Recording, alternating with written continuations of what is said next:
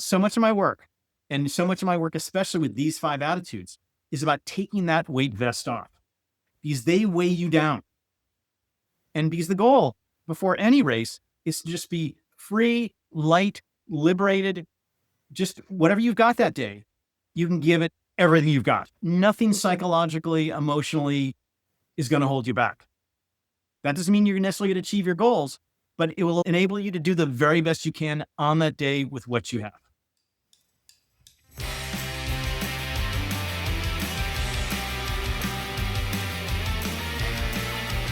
Hello, and welcome to the March 6, 2026 edition of the TriDoc podcast. I'm your host, Jeff Sankoff, the TriDoc, emergency physician, triathlete, triathlon coach, and multiple Ironman finisher, coming to you, as always, from beautiful, sunny Denver, Colorado. I have to apologize for the sound of my voice. I have been fighting quite a terrible upper respiratory tract infection. It's going to sound like this pretty much the entire program.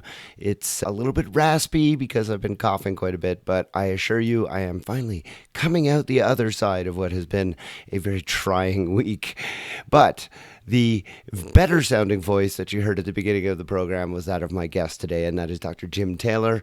Dr. Taylor is a psychologist. He has worked with some of the very best professional triathletes and cyclists in the world. He himself is a very accomplished age group cyclist, skier, and triathlete, and he is rejoining me on the program. He was first here about a year ago and is actually a close friend of Dr. Kevin Stone, another of my recent guests who rejoined the program after first being here a little over a year ago. Dr. Taylor is back to talk about some of the mental hacks that we can bring as athletes to our training and our racing in order to boost our ability to perform when we are doing the thing that we love to do. We have a very busy program today. I am not going to take up any of the time doing a monologue because of the fact that the medical mailbag segment and the interview are quite lengthy. So I will tell you that the medical mailbag segment that is coming up in just a moment is going to be a return visit to a subject that I have spoken about previously. It is swimming-induced pulmonary edema, or cold water-induced pulmonary edema, something that I have been asked about increasingly, I think, over the past couple of years since I first discussed this subject. And so I wanted to revisit the science and literature on this. So Juliet Hockman, my friend and colleague and coach at Lifesport Coaching, is here, as always, to discuss that with me. We're going to get into what is known about this entity, whether or not it's something you really need to spend a lot of mental energy worrying about. It is, of course, not something you need to be too worried about, something you may want to keep in the back of your mind, but we're going to get into who really is at risk, what are the things you can do to try and mitigate your risks when you're in cold water, and think about the things that you really should spend time worrying about, because this is just not going to be one of them. Before we get into it, though, I do want to address something that my daughter, the editor of this program, raised in listening to us discuss the subject of swimming-induced pulmonary edema. She heard Juliet and I sadly discuss our missing the Winter Olympics, how much we enjoyed watching the Olympic Games, and Sam rightly pointed out that the Paralympic Games have just begun, and that is, of course, a source of great enjoyment if you can find them. It is really unfortunate that the Paralympic Games don't get the kind of coverage, don't get the kind of celebration that do the regular Olympic Games, and it's really sad because the kinds of things that we see in the Paralympics are honestly often even more sensational than what we see in the Olympic Games. So if you are able to watch them, I highly encourage that you do. They are not easily watchable, certainly not in the kinds of doses that we got when watching the Olympics. And Juliet and I did not mean to disparage them in any way. We were just commenting on how much we enjoyed watching the Olympics on a daily basis and the amount of coverage that we got. So for those of you who are big fans of the Paralympics, and I am one of them, I very much enjoy watching the Paralympic Games when I can. We did not mean any disrespect. So with that said, let's move on to the medical mailbag and swimming-induced pulmonary edema. We'll have that for you right after this short break.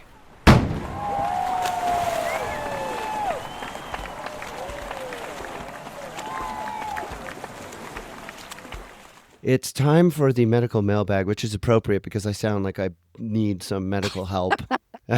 It's been a rough week here. Someone put him out of his misery. It's been a rough week here at TriDoc Podcast headquarters, where I have been laid up with a miserable upper respiratory tract virus, but I'm coming out on the other end. The light is at the end of the tunnel. I'm hoping it's not that of an oncoming train. But for now, I'm joined by my friend and colleague, Juliet Hockman, for the medical mailbag. How are you doing, Juliet? Better than me, I hope. Yeah, I am fine. And if you devolve into another one of those coughing fits, I'm just going to have to host this by myself, which would be interesting for most. Yeah. It's been a really sad week. We came back from Toronto. Of course, we had that wonderful trip up to meet a bronze medalist for pole vault, Alicia Newman, last week in Toronto. We had a really great time, and I came back, and within 24 hours, I could feel I had caught something. and sure enough, I was pretty sick most of the week and couldn't do any training, which is always sad. And people who are listeners of this show know that I've done medical mailbag segments about whether or not you could train when you're sick, and there is no harm in training when you're sick. In fact, we just unless you have a fever. Yeah, we just talked about it, Matt and I, on Tempo Talks. I was in no state to do any training. My wife is constantly making fun of me for milking my illness. Yeah, my son likes to play snippets from the Civil War documentary of people talking in old-fashioned, old-timey English letters home because he thinks that I milk the illness. But even my wife was able to say, "Oh, you don't look so good this time." Yeah, you can hear it in my voice, but I'm here. Yeah. We are gonna make it through a medical mailbag segment. Which we have not spoken since the end of the Olympics because you were away. You're gonna bring that up, are you? No, I actually did not bring that up with the intent of focusing on the outcome of the hockey games. I was thinking more in terms of the fact that my evenings now are feeling very empty because usually I would turn on the Olympics, I would look at athlete files for an hour or so, I would have in the background all kinds of different sports and how amazing that was to see sports that I didn't know anything about, and they would be going on in the background, and it was just so great. And now I'm just feeling like there's this vacuum of now I have to wait another 2 years before we get all of this incredible sports coverage again. There's no question. It's a real void. I feel like we get this wall-to-wall coverage of all these wonderful sports. What really bothers me is that it's so hard to find the replays. If you just want to watch some of the stuff that you didn't get to watch live, it's really hard to seek it out. I find that. And it's too bad because they keep that under lock and key, and they're really close-fisted about it. And I really wish, because I didn't get to see a ton of the cross-country skiing, which I really enjoy watching. And even knowing who won, I don't care. I would watch some of it, especially biathlon, which I really enjoy. I think we watched every single cross-country and biathlon race. So the whole thing, 50K, it didn't matter. Just turn it on and have it going on in the background. It was still awesome. I think they're all awesome. Yeah, they're so fun. And I did get to see that Norwegian guy on the hill. Holy smokes, the way he took off on the final hill and just left everybody for dust was so impressive. Well, it's become a meme now. The guy's running faster than 6-minute miles up the hill on skis, and that hill was at the end of every single race. And so you would that's why it was worth watching the whole 50K, because you knew that hill was at the end and he was just going to drop anybody. And he did again. And you'd hate to be one of his competitors. Like, you ski with the guy for 2 hours and in the last 90 seconds, he's going to drop you like a hotcake. It was about a different species of human being. The guy was incredible. We'll see him in triathlon any day now because the guy's going to need to find something else to do. And he just looks like an endurance animal. Yeah. One of the things that surprised me coming out of the Olympics was I was really disappointed in ski mountaineering. I really thought that was going to be an exciting event to watch, and they made it way too boring. Like, it was so dull. So? Yeah. Well, I think I was surprised how short it was. That's it. They made it so short that there was no time. Yeah, but there's a point at which you condense it so much for television that you take away all of the aspects of the sport that make the sport enthralling. Like, you need to give them time to actually climb, and you need to give them time to actually handle some tough parts of the climb. And then the downhill. Well, it all came down to the transitions. It all came down to the transitions. And to watch them sit there and peel the skins off and change their skis, I was like, wow. Basically, you could have just given the medal to who was the fastest in the transitions. I don't know. It was too bad. After my own heart. I know. What we don't know is what skimo looks like when it's being competed at a non-Olympic. Like, we don't know if that's the skimo sort It's of not. From what I way. read, Oh, it sounds like this is a full, maybe not a full day, it might be a half a day, but certainly a longer event. okay. And like you Okay. said, they wanted to condense it down to be Yeah. something that would be digestible for television viewers. But Hmm. look, that 50K cross country race was very exciting to watch, right? Some of the longer races are watchable. I think that Skimo could have been made into, I just don't know that they gave it a good thought. What's curious if under normal circumstances it is a 3 or 4 hour event, which is I think what you're suggesting, then to then condense it into a 3 minute event, that's a totally different type of world class Right. athlete. Yeah, Yeah, and so absolutely. it's interesting. It's like how they've parsed or segmented climbing now in terms of all these different events, and some are very fast and some are slower. But yeah, no, that's interesting in and of itself that they selected for this Olympics basically a sprint athlete, a 3 minute Yeah. athlete as opposed to a Yeah. 3 hour athlete. So that's kind of Yeah. interesting too. Yeah. Yeah. Huh. Oh, I'm sad it's yeah, gone. not sure if it's going to be back. It was a Yeah. demonstration sport this year. Not clear if it's going to be back in France. Where is it in France? It's in the Alps somewhere. I'm trying to remember where. Grenoble? I think that's where it is in I don't 4 years. even know. Okay. Yeah, I I don't think know. it's in Grenoble. Anyways, all right. Well, No, wait, we have. it's not back in Salt Lake. No, No, no. it's in Okay. Never France mind. in 4 years. Okay. It's definitely Okay. in Yeah. France, and I'm pretty sure it's Grenoble. Okay. Anyways, all right, Yeah. let's Here we get go. to our Hmm. subject for the medical mailbag. That's what people are tuning into. What are we going to be discussing today, Juliet? We are bringing back the evergreen topic of swimming induced pulmonary edema. And this doesn't come specifically from an athlete writing in or inquiring, but Jeff, what you shared with me is that you often get this question from athletes nervous about this. Maybe they know somebody or they know somebody who knows somebody to whom it happened.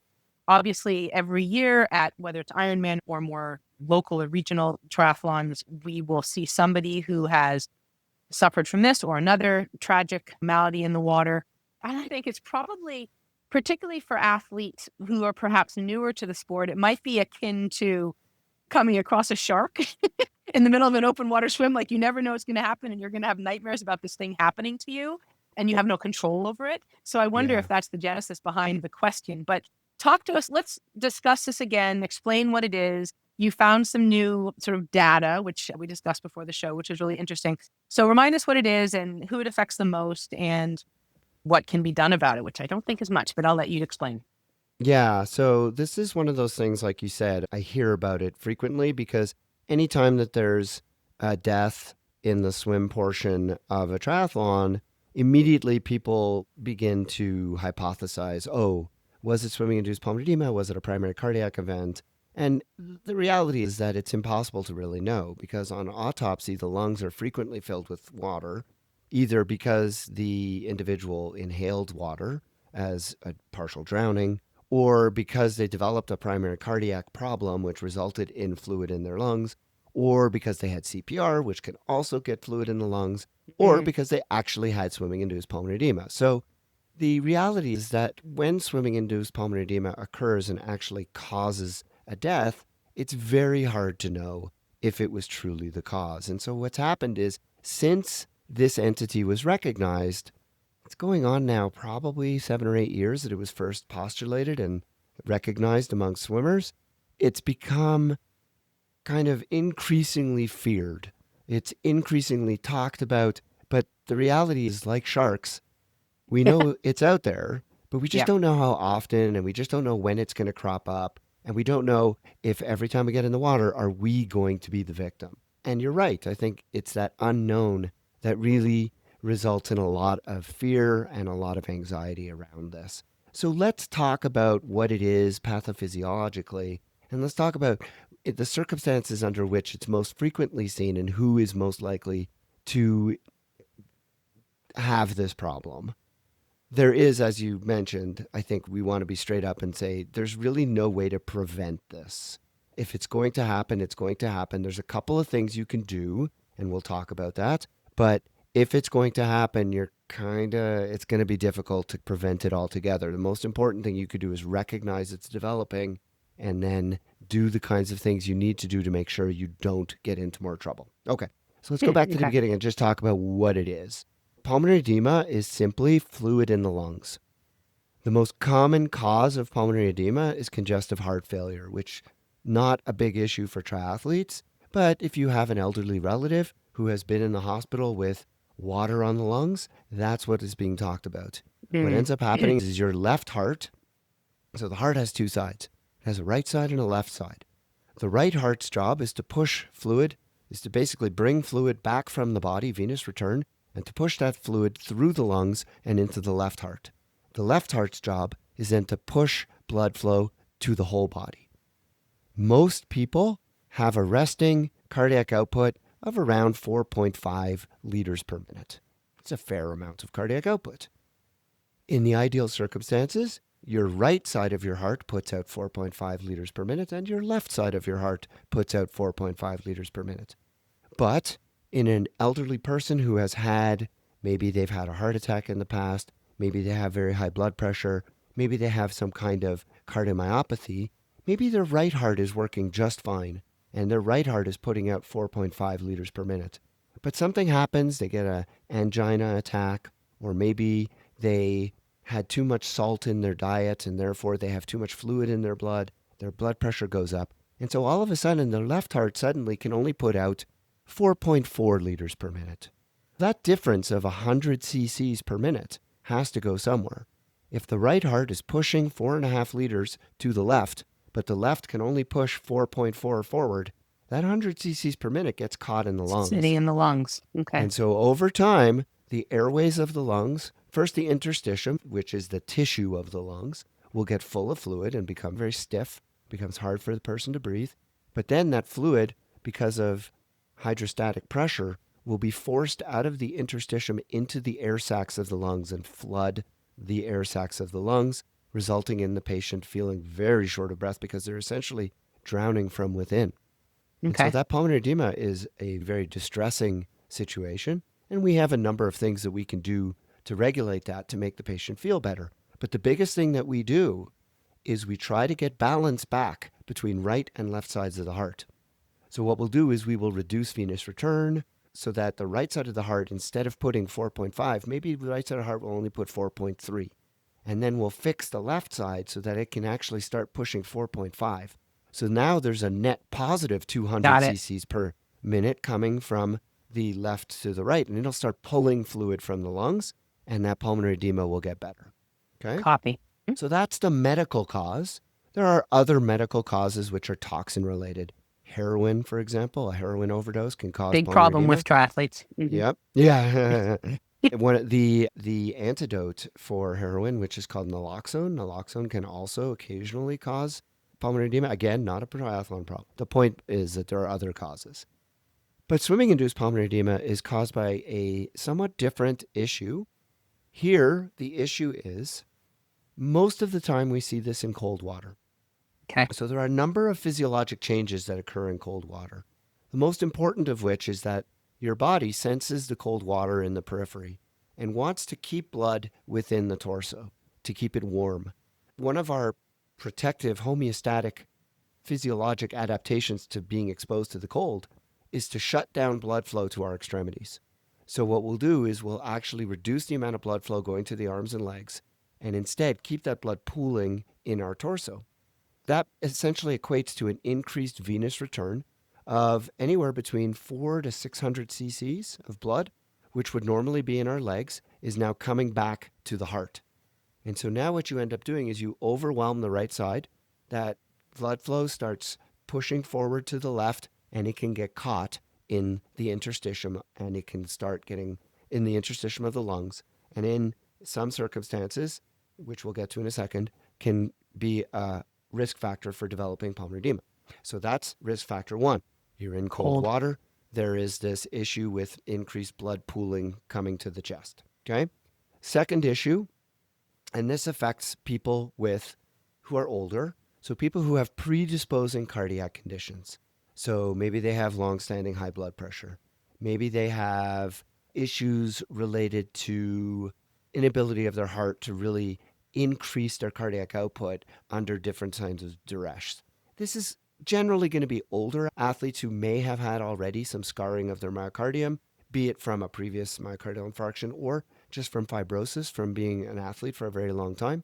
And so they too may now have a bit of a problem because we have this influx of fluid coming from the vasoconstriction in the legs, venoconstriction in the legs, and now all of a sudden you add to that the heart can't adapt, and so they have this imbalance that now develops between right side and left side. Two other things we need to consider. One of them is the wetsuit. So we put on a tight-fitting wetsuit, right? We want our wetsuit to be very tight in triathlon for a good reason. We don't want water in there, but that tight-fitting wetsuit squeezes our legs further and also forces fluid back to our torso. So now this is a problem in warmer conditions as well, right? We're wearing the same wetsuit in warmer conditions. But because in warmer water, we're still going to push blood flow to our legs, it's not as big of an issue. So in colder water, it's much more important than it is in warm water, but the wetsuit definitely can contribute to this development of cold water induced pulmonary edema. And then the other thing is just being in a stressful event. Full environment. You're starting in a race, you are ramped up, you're excited, and then you add the anxiety of being in cold water, of being around other people. Sometimes that cold water's dark. All of the things that we always associate with the beginning of a race, and all of those things together increase your adrenaline, and adrenaline causes further vasoconstriction in the periphery, can increase your blood pressure, and cause further problems with left ventricular cardiac output, which, if you have more fluid coming back to the heart, can result in this imbalance between right and left cardiac outputs, causing fluid being caught in the lungs. Okay. Finally, there is a respiratory component. When you take a large inspiration, a forceful large inspiration, which a lot of people do when they swim, right? They turn their head and they're like, it's just a big, great inspiration. Right. When you do that, you actually cause a vacuum effect because you are inhaling, you're causing a vacuum in your chest to get air into your lungs as rapidly as possible, but that also causes a vacuum on your venous system and pulls more blood flow to your heart. So we know that when you take forceful inspirations, you increase venous return. So if you have all of these factors that are increasing venous return and you add on top of that forceful inspiration, that can also increase venous return, overwhelm left ventricular output, and cause this cardiac output issue where you have fluid going into the lungs. Okay, so I've given you a lot of reasons for the pathophysiology of this developing. So now your question of who does this impact? So a couple of really interesting studies that Nina Takashima, our intern for this episode, came across. Some fascinating studies coming out of Sweden where they have annual 1 and 3 kilometer swims in open water rivers that are in quite cold water. And they have documented using ultrasound. So ultrasound is the most sensitive way to really document the presence of fluid in the lungs. And if you were to look at everybody's lungs with ultrasound, you could almost find some fluid in everybody's lungs. So it's hard to know like what they're getting at here. But they found just a ridiculous amount of swimming-induced pulmonary edema. Now, I want to be clear, the vast majority of these cases were not clinical. So it was ultrasound-proven fluid in the lungs that was not causing any symptoms at all. So almost 2/3 of the athletes coming out of the water in a cold water swim had ultrasound evidence of water, of some degree of fluid in their lungs. And this was looking at 47,000 people over the course of several years. So it's a lot of people. Yeah. And when they broke it down, it was 64% of swimmers had some pulmonary edema on their ultrasounds. Now, when they broke it down to see which kind of symptoms did people had who actually had clinically significant, like if they had a low oxygen saturation, if they were coughing, if they were short of breath, there really wasn't anything that really was overwhelmingly positive. And so it was only a bunch of things together. You had to combine different clinical symptoms together to get a good sensitivity for this. So it's not clear that this is clinically relevant, but I would just say that it's not unusual when you swim in cold water to have some degree of this. That is not clinically important. That's the most important thing. But it is a very large number of people. So here's where it gets really interesting as to who gets this. Here is a graph taken from a paper on swimming-induced pulmonary edema in cold waters, and it is looking at age and sex-dependent incidence during these river swims in Sweden from the years 2016 to 2019. The top graphs are showing men versus women, and it's astonishing. Yeah, it's Women are unbelievable. affected so much more frequently than men. It is now. I want to be clear. This is not the y-axis is not very high, right? Now, if you're not watching on YouTube, what we're talking about here. So if you're watching on YouTube, you'll see this. If you're listening to the podcast, what we're describing here is a graph that shows the years 2016 to 2019, and then it's broken into men and women. And so, for example, in 2016, the men represented 0.1% incidence. So 0.1% of men had this problem, clinically significant, and 0.6% of women. So 6 times as many women as men. In But out of, what 2017, was the sample size? oh, it was huge. It was several thousand. Yeah, it was many thousand each year. So it's a lot. Right. This is a tiny number of people who actually developed this. And again, none of them died. It was clinically significant as like they were short of breath, and that was about it. None of them needed to be hospitalized. In 2017, it's 0.1 for men and 0.8 for women, so 8 times as frequent. And this just goes on. And the worst of it is in 2019, where fully 1% of women and 0.15% of men. So really just astonishing discrepancies between men and women. And then the lower graph is by age. And you Right. could see that it just marches upwards very dramatically. So in the lower age groups, like 18 to 30, it's not detectable. Zero. Yeah. And then by the time you get into the over 60s, it's pretty high. It's over 1% some years. Most years it's in the 0.8%. But it just marches straight up in most years, with one outlier in 2019. We can explain the age. I think the age makes sense, right? Because I Yes. mentioned before, cardiac dysfunction plays a big role here. And people who have hypertension, people who have had some kind of cardiac dysfunction, they're going to be at risk for developing this. So the age part makes sense. Sure. The sex discrepancy is a little bit harder to explain, but what has been theorized is that women, by virtue of their smaller lung volumes compared to men, by virtue of their smaller alveolar size, their smaller airway size, are at greater risk for developing this with smaller amounts of fluid. And so they don't need nearly as much discrepancy between left and right cardiac output, not nearly as much fluid overwhelming the heart before they will get into trouble. So Okay. that is why, at least it's been theorized. There's no way to actually make a trial to determine that. But that's Right. the theory, and it makes intuitive sense. So I think that's probably what's going on here. Okay, so what does this present as, and what can you do to prevent it? If you're swimming in cold water, if this is going to come about, basically you're just going to feel short of breath, and more short of breath than you would expect for the level of exertion you're putting out, and it's not going to go away. If this happens to you, it's imperative that you stop swimming. And that if you don't immediately feel some kind of improvement, because look, let's face it, we've all been in a situation when we get in cold water, we start swimming, we feel short of breath.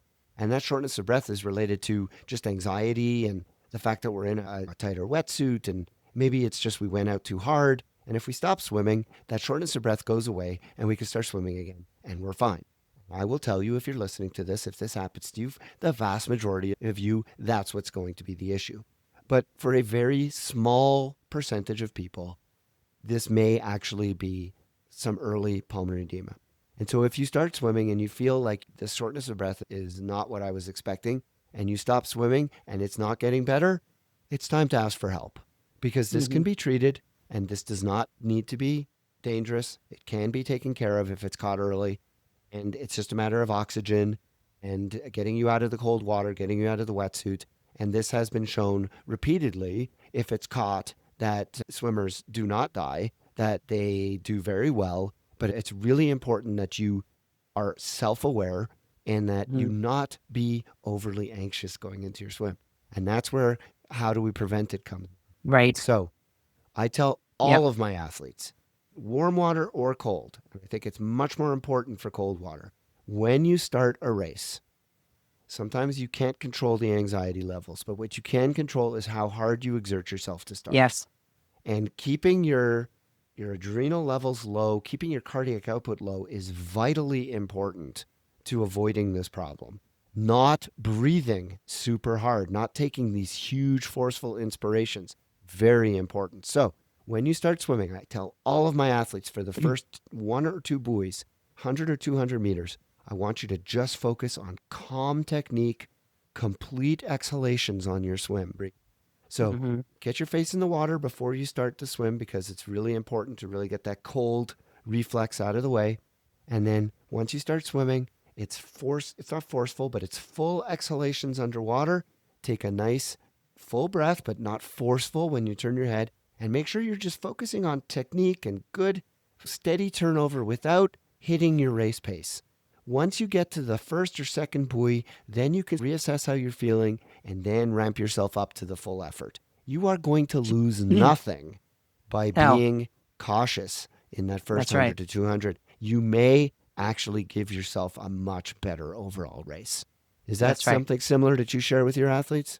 That's 100%. And particularly if athletes are anxious open water swimmers, regardless of the water temperature, same thing. Put yourself maybe one wave back, walk into the water, start slowly, maybe go to the left or the right so you're not right in the pack of people, so you don't have that added anxiety of people around you, maybe bumping you, maybe going faster than you, swimming near you. And just, yes, 1 or 2 buoys, just take it really slowly. And then the other thing I would add to that, and I remember I can't remember when it was, maybe 2021, something like that, going out to 70.3 St. George for the May race, not the World Championship race, but the May race. And I had heard about halfway out, I drove, it was like a 16-hour drive. And about halfway out, I heard that the water temperature was like 53. And I remember calling the individual who coaches both of us and saying, I'm turning around. I can't swim in that. That is way too cold for me. I'm terrible in cold water. I can't do it. And he's just keep driving. You'll be fine. But I got out there 3 days early and I got in every day, right? So the first day I swam 200 meters and it was a horrible shock. And the second day I swam 400 meters. And the third day, maybe I swam 800 or something like that. But the point is that by tricking my brain and by teaching my brain, I wasn't going to die. It wasn't that cold. I was going to be just fine. I just had to get over the shock of it, just confirming for myself that it was all going to be fine. And when it came to race day, it was completely fine. And so I think to the extent that an athlete can get to a race where he or she knows there's going to be really cold water early and get in every day, maybe even twice a day, and just keep, I'm fine. I swam 200 meters. I swam 400 meters. I'm fine. Then they know that on race day itself, they're going to be fine. So I would advocate that as well. I fully concur. I think that's great advice. And there's definitely something to be said about having a sense of what to expect and adapting to that in advance. I just want to emphasize again, there's not a whole lot you can do to prevent this, but what you can do is mitigate some of the factors that lead to this. You can't change the wetsuit. You can't change the temperature of the water. You can't change your age. You can't change your gender. But what you can change is your level of anxiety, which you've just addressed. You can change the level of exertion when you start your swim. You could change how forcefully you breathe. Those factors are really important in whether or not this comes on. And then the other thing, of course, is if you start to notice that you're feeling significantly short of breath, more short of breath than you would expect, dealing with that immediately is the other thing that you can do. So I don't want people to come away from this feeling more afraid. The idea behind this is for people to feel less concerned about it. It's just not that common. It is understood why it happens. And now that you have a better understanding, you should be able to control the things that are within your control and approach swims in cold water, knowing what to expect and also knowing that this is probably, it's a mountain being made out of a molehill, and just be aware. That's all. Just be aware. Yeah, and 100%. And just because you have shortness of breath when you go in for an open water swim, know thyself, right? If you're someone who's always nervous when you go for an open water swim, no matter how warm the temperature, wetsuit, not wetsuit, regardless of where it is in the world, if you're always that athlete who gets very, very nervous, get in the water more often. Every time you have an opportunity to go and swim in the open water with a friend, with teammates, with your spouse, your family, every time you have a chance, go and get in the water and practice that. I've actually even had some of my athletes who are nervous open water swimmers, have them like run up and down on the beach a few times so that they get their heart rate up. So you simulate that race day anxiety. I'm like, okay, I'm running into the water, and just trying over and over again to teach our brains that we're going to be okay. We're going to be okay. And I think it is repetition. So know yourself as an athlete. If you're an athlete, I bet really never have anxiety about the open water. You probably, after all your hundreds of races, don't either. So if you were to feel it, or if I were to feel something like that, then that would be like, okay, this never happens to me. This is really weird. What is going on? Know yourself as a swimmer too. All excellent points. Excellent points to finish on. This has been another, I think, great and informative and interesting segment of the Medical Mailbag. I want to thank all the people who reached out over the last several months and asked about this question, so I'm really glad to bring it to you. We have some more great questions coming down the pike because of listeners. Thank you all. Keep them coming. It's really wonderful to get them, and we know that you're listening, and we are here receiving them because many of them are coming in the episodes that are to follow. If And how you can people send in their questions? I How was can just people- about to get there, so Oh, thank good. you. I was Thank just you for giving the you lead in. cue. Yeah, so if you want to send in your question for consideration for the podcast, please do so by dropping me an email at tri_doc@icloud.com. You can also reach out through the private Facebook group, which is the TriDoc Podcast Facebook group. You could search for it on that platform, answer the very easy questions. We'll be happy to gain you admittance where you could submit your questions. You could comment on the episodes. You can join the conversations that are on there all the time. We would be glad to hear from you. And of course, there is other ways, myriad ways you can reach out to us on Instagram, Facebook, whatever way you like. We have had questions submitted in all of these different ways, and they're all appreciated. Juliet, thank you so much once again for a great conversation. I look forward to our next conversation in a couple of weeks' time, where hopefully I will sound a little more like myself. Thanks, Jeff. Feel better soon.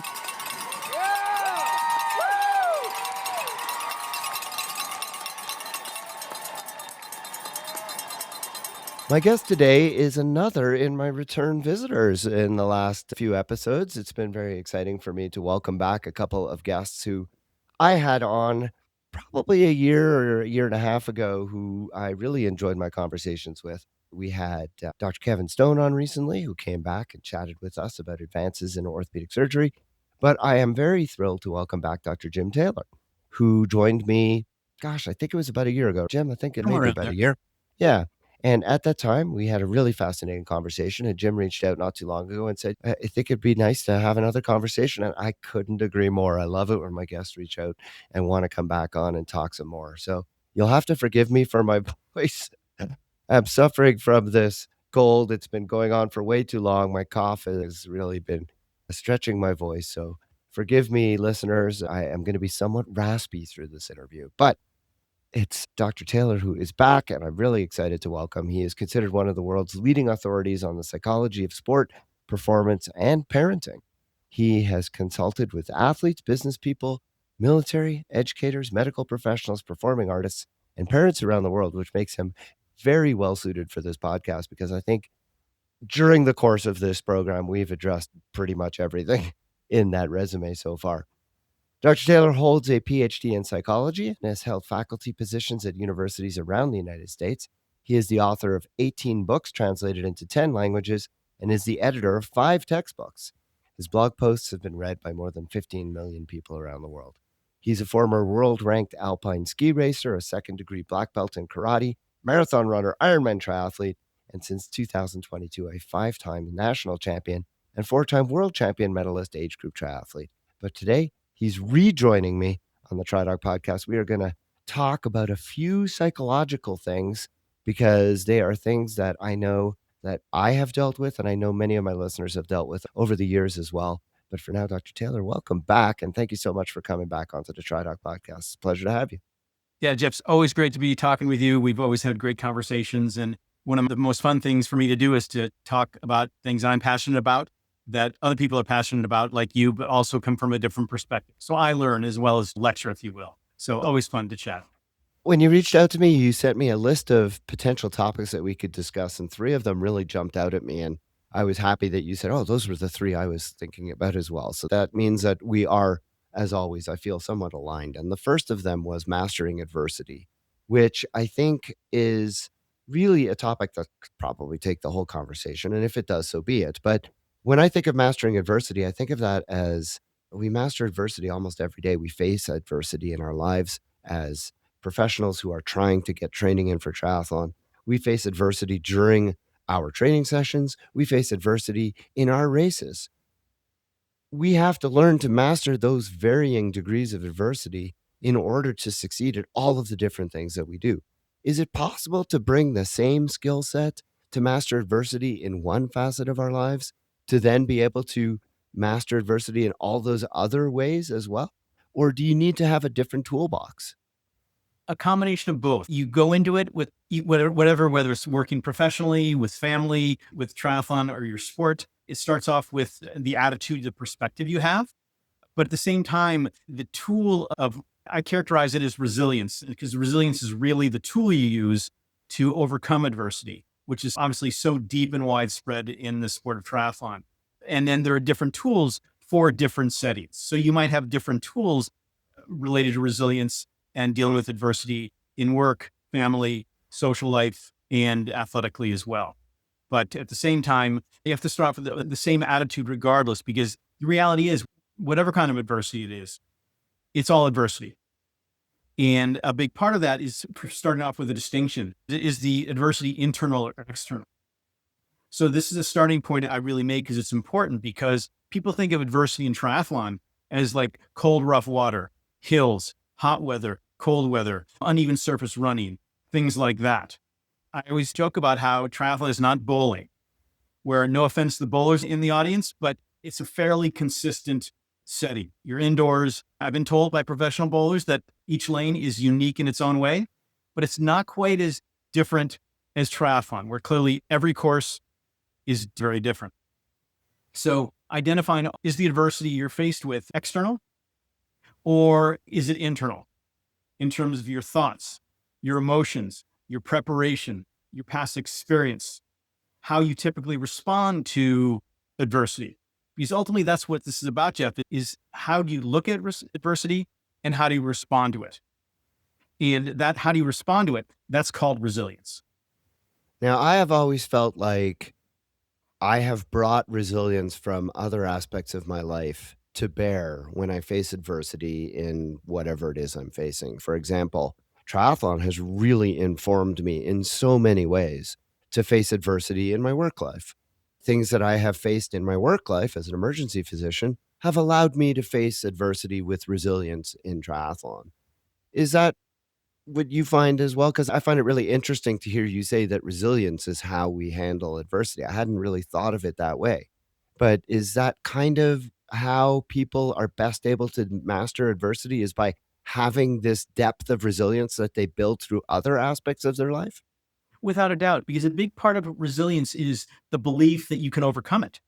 If you have no faith, no confidence, no trust that you can deal with this adversity, you are not going to put a lot of effort in to be resilient, because you don't think you can succeed at it. It's much easier to just quit, stop, slow down, back off.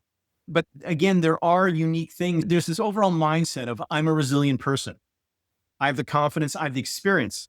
Because the reality is, I've known incredibly competent people in one area, incredibly resilient people in one area, who fold in other areas because they have that confidence maybe in their professional life, but they don't in their triathlon life. Another thing 'Cause about they're that, not adaptable enough to bring the resilience from one area to the other, or well, keep in mind, they can't make the switch. it's typically because they don't have experience in the other setting, and there are unique aspects. So here's the interesting thing about triathlon. Let's say swimming in really cold water. Very common challenge for people who are tremendously resilient. If they haven't swum in cold water, it's hard to be resilient in cold water. Sure, And so a lot of it is the experience and the perception of capability to overcome that. So I think I'm making a very random sort of out there parallel here, but I think of parenting. So we try very hard to help our children become resilient. But at the same time, we want so much to be there for them so that they don't have to face adversity. Yeah. The second our kids have an issue, we tend, by our nature, we tend to swoop in and try and help them figure things out. And I have realized that if you do too much for them, then they're unable to do anything on their own. But there are clearly times when they really need your help as a parent. So how do you, and I feel the same way as a coach with an athlete. I want them to be able to learn this resilience and gain this confidence to be able to handle things on the course. So how do I as a coach, how do I as a parent know when it's time to step in and know when it's okay to back off and let either a child struggle or an athlete struggle? Yeah, I think they're two different animals, because when you're a parent, we're evolutionarily wired to protect our offspring. Because if they die, then we can't pass on the gene and continue to propagate the species. So there's a very powerful protection mechanism for our children. And at the same time, there is some of that when you're a coach with an athlete, but certainly not to the same degree where if your athlete struggles or fails. Now, yes, sadly in triathlon, people die periodically, but it's not a common occurrence. And so it's a different kind of survival. It's a different kind of protection. We don't want them to fail. We want them to have great experience. They're paying us and we want to help them become successful. So with kids, especially, one of the biggest things for me with my kids being athletes is that I want them to learn to survive in the wild. And the only way to learn to survive in the wild is to live in the wild. Now, I live in the Bay Area of San Francisco, so there aren't a lot of saber-toothed tiger, a lot of rival tribes people around who are threatening their physical existence. But nonetheless, these are different kinds of existences, if that's a word, that they have to struggle with in modern times and that they're fundamentally not evolutionary prepared for. So, for example, the survival instinct, fight or flight, worked great on the Serengeti 250,000 years ago, doesn't work so well in modern life in 2026. It's a matter of supporting them, whether athlete or kid, but also letting them struggle. Because one of my biggest things is I've wanted, as my kids have grown up, and they're 20 and 18 now, I wanted them to suffer. In the first world, modern day sense of suffering, I want them to struggle. I want things to be hard because then they learn how to deal with adversity. They learn to develop resilience. So when they get out into that big, cruel world out there, they know how to handle it. Versus the 40% of kids who move back home after college who aren't ready to survive out there. And it's a bit of a cliche, this idea that you learn more from failure than you do from succeeding all the time. But at the same time, as much as we hate to see our athletes or our kids fail, I do believe it's true. I do believe that in order to have success, you really do have to go through at least one or two failures because the lessons you learn from those failures are invaluable. First of all, towards making the success feel so much richer. But second of all, because it helps you achieve that success. Because if you just got success right out of the gate, then it would be easy, right? The reality is nothing's that easy. That's the interesting thing, Jeff. Yes, failure, hardships, setbacks can certainly build character and build resilience and all these kind of qualities that are necessary, but not too much. Because then learned helplessness kicks in. If you're constantly trying and you don't succeed, the natural thing is to give up because it's not working. So you need to have successes. But yes, absolutely. I've worked with a lot of athletes who were stars when they were young, super talented. Everything came easy to them. But that is as much of a cross to bear as it is a benefit because it creates expectations, both internal and external, and it creates pressures. I've always got to be good. And so it's a real challenge. It's always wonderful to be the most gifted and early success and so on, but it has its challenges for sure. I want to just get back to this idea of mastering adversity for a triathlete. How can the triathlete be best prepared heading into a race? I always tell my athletes, spend a lot of time leading into an event, running through your mind of all of the eventualities. Prepare yourself mentally for all of the things that could go wrong, so that if they do go wrong, you've at least rehearsed it in your mind.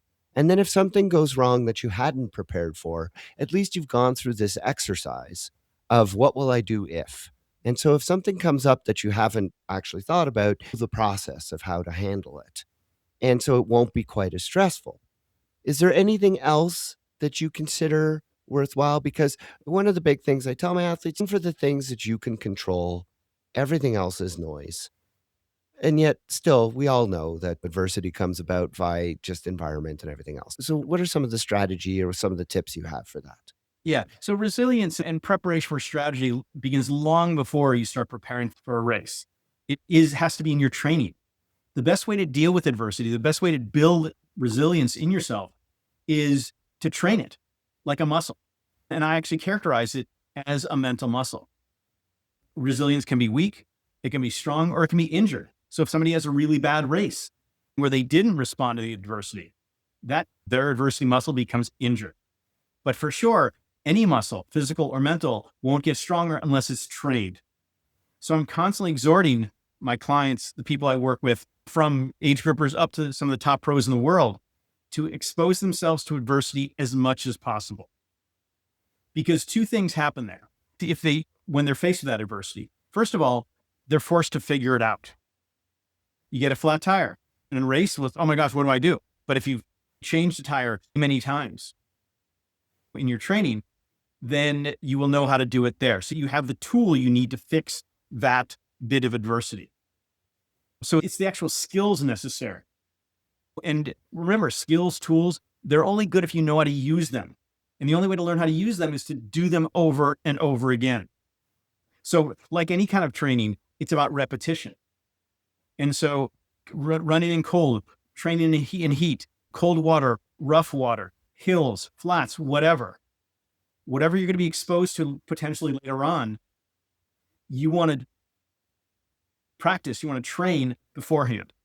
So it's the experience of knowing what to do, like strong headwinds. That's some serious adversity in triathlon on a bike. And yet, how many people get crushed by it all the time? So part of it is having the experience of, okay, I need to back off my power or my speed. But the thing is, Jeff, I've never been in a triathlon where it was only a headwind on me. I've never been in a triathlon where in the swim, it was only rough water for me. So it's not the adversity that's the issue. It's how you respond to it. Yeah. Second part of that is building confidence. Hey, been there, done that. I know how to handle this versus, oh my gosh, what do I do? As soon as you go like this, you're freaking out. Your physiology goes up. You feel anxiety. You catastrophize. And what happens then in that situation is your primitive brain perceives that your life's in danger. And what does it do? It does everything it can to stop you from continuing to do that. So the experience of adversity in training builds not only skill sets, but also the belief that you can handle it when you get there. Oh my gosh, I've been training for this for months. Big deal. And that is resilience there. I love it. I love it. That's really well put. And everything always comes back to the chimp brain, the amygdala. We were talking before we were recording about the amygdala and pole vaulters. So I know what my listeners are saying. No more pole vault. Okay, let's move to the second topic that you had suggested we discuss today, and that is mental hacks to reduce fatigue. Another big one that triathletes often face late in a race. It doesn't have to be a long race. Sometimes Olympic distance, you're pushing yourself really hard and you're getting in to the last 5K of the run. And all of a sudden, despite all your training, you just feel like, oh my gosh, I'm so tired. I can't keep up this pace. We certainly know much more of an issue when you're into the longer courses, but it can happen anytime. So what are some of the things that we can do mentally to get through that period and all of a sudden restore our energy and continue at the pace we know we're actually capable of? Yeah. So this is one of my favorite topics. And I tie fatigue in with pain. And again, I'm going to bring up the whole chimp thing where evolutionarily, we humans are not wired just to seek out discomfort. Because in the Serengeti 250,000 years ago, when we first officially became Homo sapiens, if we were in pain, if we were really tired, we were going to die. And so we've been wired through literally 250 million years of evolution since we climbed out of the primordial muck as reptiles, that when we felt discomfort, pain, fatigue, we'd slow down. So when we do triathlons, we are resisting 250 million years of evolution. But we do have that capacity thanks to our prefrontal cortex, which can override our amygdala, our primitive brain. But the challenge is it takes effort. So if you think about a triathlon, it's usually the ones who can resist the pain and the fatigue, the ones who achieve their goals. They don't always win, depending on their level, but they're going to be the ones who achieve their goals. So much of my work, again, from age groupers up to top pros, is their ability to manage their pain and their fatigue. Because the nature of pushing yourself is it hurts. And yes, I used to do Ironmans, now I do short course. And I can assure you that short course is more acutely painful.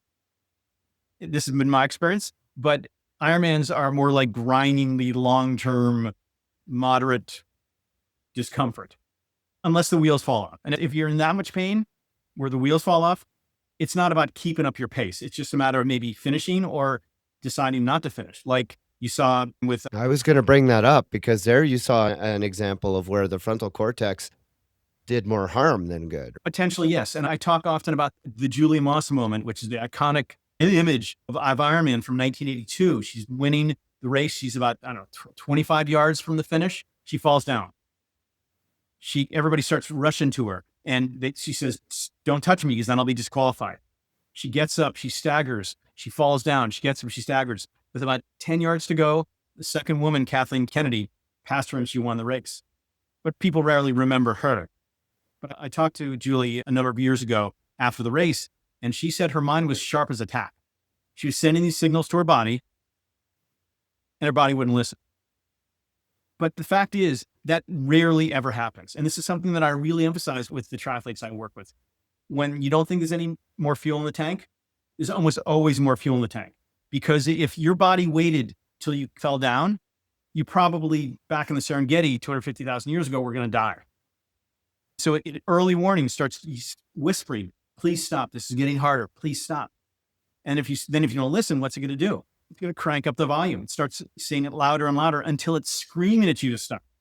And then I don't think all the prefrontal cortex activity in the world can stop. But you can make adjustments. And our prefrontal cortex does give us the capacity to make choices and to tap into that tank. Because whenever we think there's nothing left, there's always something left. And there's been a ton of research in human performance labs and anthropological studies of primitive people hunting that evolution has ensured that there is always fuel in the tank. For example, anthropologists have studied primitive cultures in other parts of the world and followed them tracking game, like a gazelle out in the Serengeti. And sometimes they track them for 20, 25 miles for 3, 4, 5 hours. But here's the thing. They had to get them home to feed the family. So if there's nothing left in the tank, they die. Their family doesn't get fed. They die. We don't propagate the species. Through evolution, we always keep reserve. But our primitive brain doesn't want us to know that. Because all it knows is, I'm hurting here. We need to stop. So what are the tricks then? That gets back to the mind hacks. First of all, it's first realization. When I tell this story, and I've heard a number of athletes I've told this to later on said, when I was really starting to hurt, I thought of that. Because you can't tap into the fuel in the tank unless you know there's a reserve fuel tank.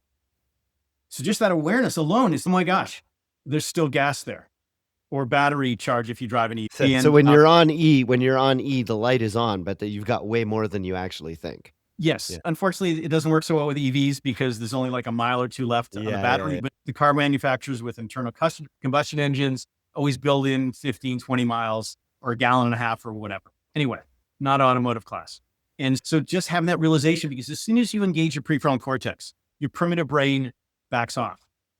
Because what you're doing is you're sending a message like, I've got this. So your primitive brain looks up your prefrontal cortex and said, are you sure?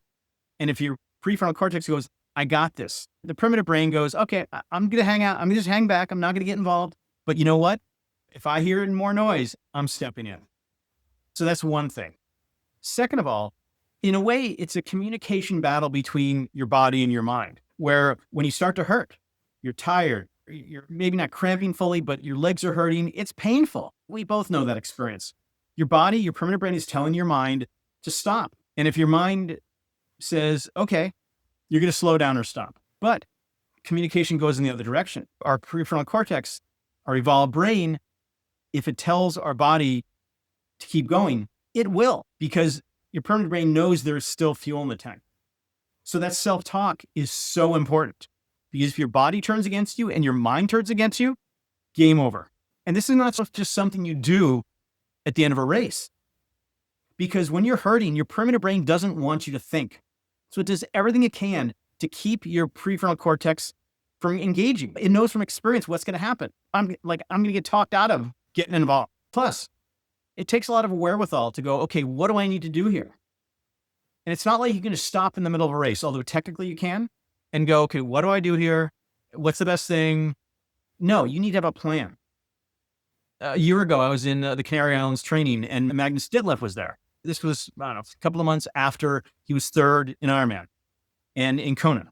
And I don't know if you knew this, but he and I talked about this in T2. He actually sat down for 4 or 5 minutes and thought through whether he wanted to continue or not. And he obviously, his prefrontal cortex won.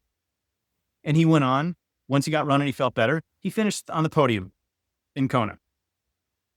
So this is really powerful hack, if you will, is just being aware of that reserve, using self-talk. But again, going back to training, and this ties back with resilience and adversity. You want to train that.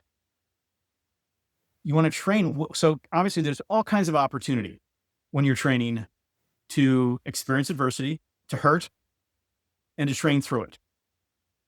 And for me, classic example is running intervals on the track. One of my favorite things to do. I love pushing myself. It's hard. But let's say you're doing 4x800s. By the second two and by the first lap, you're hurting a lot. And so using a couple of tools, your self-talk, really powerful. Training that. So for me, if I'm trying to keep going, because as soon as you lose focus or start to accept you're hurting, you're going to slow down. I've actually researched this. I actually slow down when I lose focus.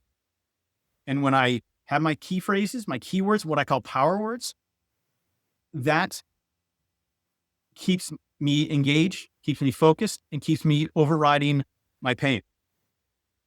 So a couple of my favorite power phrases or power words are just push, push. Toward the end, like the last couple of 300-400 yards of meters of an interval, dig deep. And then with 100 to go, finish strong, finish strong. You're distracting your body and you're tapping into that reserve. And that can happen the last quarter mile of a short course, or can be the last couple of miles, half Ironman or an Ironman. So the self-talk's key. Another thing is breathing. When you're hurting, you get out of breath. Now, maybe this is less so with long course, but certainly with short course. I focus mostly on sprints, super sprints, and mixed relay. So it's pretty much full gas the entire time. So I'm out of breath. What does your primitive brain think when you're out of breath? We're going to die. Right. Simply taking control of your breathing. And especially if you're almost gasping, you can still take control. That's just a couple of things. Get some more oxygen into your system. Use deliberate breathing, gets more oxygen than gasping. It relaxes your body. It also settles your body. When you go like this, your center of gravity drops. You can generate more power. On the bike, on the run, not sure about the swim. And it tells your primitive brain to back down. So again, breathing, self-talk, all really powerful. And it's about focusing, making sure you're focusing on keeping going, not, oh my gosh, I'm hurting. Simple tools. Taking your mind off of the present reality that's creeping into your mind and giving you negative perceptions and refocusing on what you actually should be focusing on. I think all really important. But a key thing here is someone might think, oh, I just need to distract myself. And people run with music. People race with music sometimes, even though you're not supposed to. For me, you should never use music or podcasts if that's your thing, except for yours, of course, to distract yourself during quality training. Because there's this thing called state-dependent learning in psychology. Whatever state you train yourself in, you learn in, you need to perform in that same environment. Now, the oddly funny thing is the early research had to do with getting stoned when you studied. If you get study stoned, you should take the exam stoned. I'm not advocating drug use in school, but the same thing with training. If you get used to listening to music when things are hard, your body, your mind get conditioned to having that as a tool, if you will. But on race day, you can't have that. You need to just be right there. Plus, there's been great research from a long time ago looking at elite marathoners versus non-elite marathoners. And what they found was that non-elite marathoners, when it got hard, they try to dissociate. They try to distract themselves. And that works to a point. But our primitive brain has a tremendous capacity to get our attention. It's called pain. And it just ramps up the pain as it gets harder and harder. And as it thinks you're getting closer to death, even though you're not. Yeah. And after a while, your evolved brain, your prefrontal cortex, simply can't resist the distraction. So what you have to do, and you already referred to this, you can't just distract yourself. You have to redirect your focus onto something that will propel you forward. And sometimes, no matter what happens, maybe you push a little too hard. Maybe you can't keep holding that pace, but maybe it's just a matter of keeping you going, moving along. I worked with one top Ironman a few years ago where he was looking at top 10 at Kona, but the wheels fell off in the marathon. But you know what he decided? He said, I'm still going to enjoy this. So he was high-fiving everybody along, talking to people, getting cheered on by people. And the last 10 miles, he was jogging, but he still had a great time. And he felt like it was a positive experience because of that. He could have easily bailed out. And I've never quit a triathlon before, but I know a lot of people who have, and most people regret it unless there's Right. something truly catastrophic that's stopping them. Yeah. Yeah. No, I think that's a very valuable lesson, especially to hear a pro say that. We don't have a ton of time, but I really would like to hear this last subject, which is the 5 attitudes that kill performance and joy. Do you think you could do that quickly? Maybe just Uh, list them off, or I would to hear this. Yes, I'll list them off and give a little bit of background. So what I find is that very often I work with athletes who are pretty mentally strong. They've done the mental training, they've done the exercises, but they've developed attitudes that basically ensures failure before they even begin. And these attitudes, they don't choose these attitudes. It often comes from emotional baggage, need to protect, a lot of deeper issues that we could get into in another podcast. But here are the 5. One is overinvestment. And that's where your self-identity, your self-esteem, your goals are too tied in with achieving Outcomes. your goal. Yeah.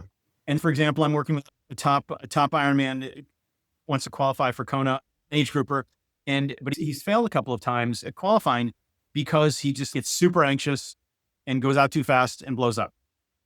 You need to care. You need to be invested, but not overly invested. Because especially for us age groupers, if things don't go well in a race, it's not the end of the world. Our kids still love us, Right. hopefully. We still have our work, etc. So overinvestment. Second is perfectionism. Perfectionism and triathlon do not play nice together. Nobody has ever had a perfect triathlon. And what is perfectionism? It's striving for something you will never, ever achieve. And when you don't achieve it, which is inevitable, you beat yourself up about it. Third is fear of failure. Epidemic in our culture. The number one reason why parents bring their kids to me, they don't know that's the reason, but that's the underlying reason. And because fear of failure is not about pursuing success, it's about doing everything you can to avoid failure. So you're not looking there at success, you're looking behind you. And it's that saber-tooth tiger that's chasing you. But you know what? It will catch you. Fourth is a preoccupation with results. I got to qualify. I got to get a certain time. I have to beat people. I have to get on the podium. Yes, look, the great thing about triathlon is it's not about results very often. It's about participation for most people. Now, I'm not one of those people. I do triathlons to compete, to push myself, to see how I stack up against the best in the world.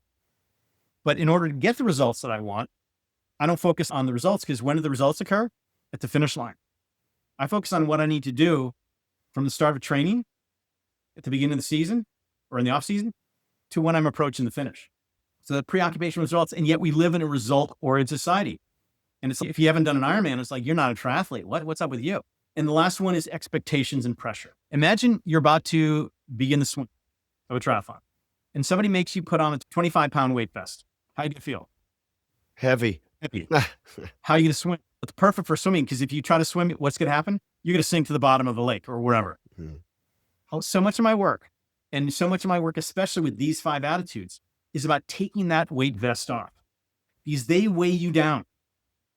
And because the goal before any race is to just be free, light, liberated, just whatever you've got that day, you can give it everything you've got. Nothing psychologically, emotionally is going to hold you back.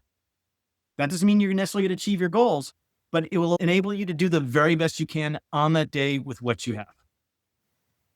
This was a wide-ranging and very entertaining conversation, Jim. Thank you so much for coming back here and sharing all of this, because I really got a lot out of it, and I'm sure my listeners did as well.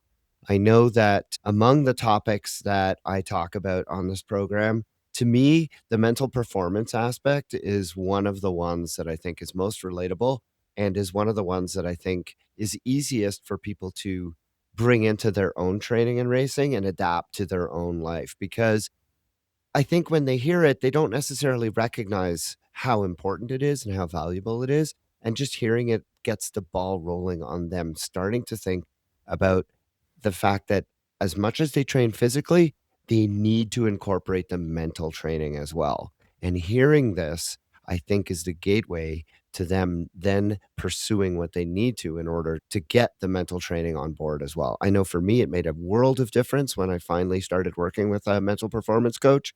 And I always encourage athletes to consider doing the same. So thank you for bringing this to the podcast yet again. It was an overdue follow-up conversation. We will have to make sure we don't wait quite as long before I have you back again to talk about even more on this fascinating topic.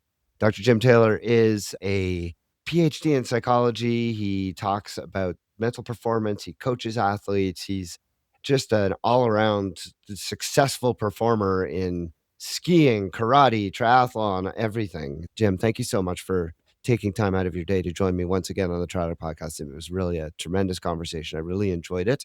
And I wish you all the luck in your current endeavors. Where are we going to see you on the race course this year? 3 big A-Series races, multi-sport nationals in Michigan in May, triathlon nationals in Milwaukee in August, and then world championships in Spain. That's amazing. Where is it in Spain? Ponte Vedra again. Okay. All right. Good luck to you in all of that and everything else that you're doing. And I will once again thank you for joining me today, and we'll talk to you again soon. Look forward to next time we chat. Thanks, Jeff.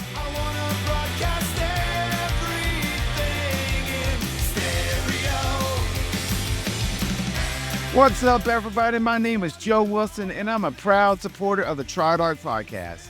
The TriDoc podcast is produced and edited by Jeff Sankoff, one of my good friends, along with his amazing interns, Cosette Rhodes and Nina Takashima. You can find the show notes for everything discussed on the show today, as well as the archives of previous episode at www.tridocpodcast.com. Do you have any questions about any of the issues discussed on this episode? Or do you have a question for consideration to be answered on a future episode? Send Jeff an email at try_doc@icloud.com. If you're interested in coaching services, you should really reach out to Jeff at tridoccoaching.com or livesportcoaching.com, where you can find a lot of information about Jeff and the services that he provides. You can also follow Jeff on the TriDoc Podcast Facebook page, TriDoc Coaching on Instagram, and the TriDoc YouTube channel. And don't forget to join the TriDoc Podcast private Facebook group. Search for it and request to join today. If you enjoy this podcast, I hope you would consider leaving a rating and a review, as it helps the show, as well as subscribe to the show whenever you download it. And of course, there's always the option of becoming a supporter at patreon.com/TriDoc podcast. The music heard at the beginning and the end of the show is Radio by Empty Hours, and is used with permission. This song and many others like it can be found at www.reverbnation.com, where I hope that you will visit and give a small independent bands a chance. The TriDoc podcast will be back soon with another medical question and an answer in another interview with someone in the world of multisport. Until then, train hard, train healthy.